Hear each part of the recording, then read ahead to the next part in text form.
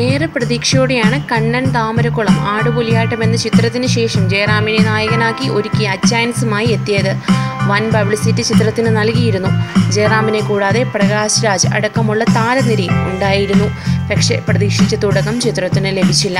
100-ലധികം തിയേറ്ററുകളിൽ പ്രദർശനത്തിനെത്തിയ ജയറാം ചിത്രം ആദ്യ ദിനം കേരള ബോക്സ് ഓഫീസിൽ നിന്നും നേടിയത് 68 ലക്ഷം രൂപ മാത്രമാണ്.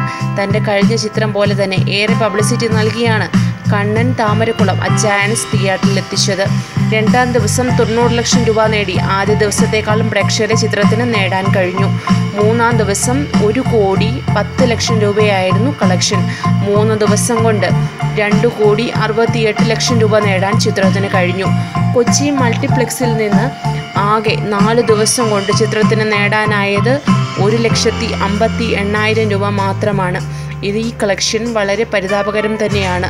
ജയറാമിനോടൊപ്പം പ്രകാശ് രാജ്, ഉണ്ണി മുകുന്ദൻ, ആദിൽ ഇബ്രാഹിം, സഞ്ജു ശിവറാം, അമല പോൾ, അനു സിത്താര, ശിവദ എന്നിവരും പ്രധാന വേഷങ്ങളിലെത്തുന്നു. കൂടുതൽ ചലച്ചിത്രരംഗത്തെ വാർത്തകൾക്കായി സബ്സ്ക്രൈബ് ചെയ്യുക മലയാളം ന്യൂസ് ടീം.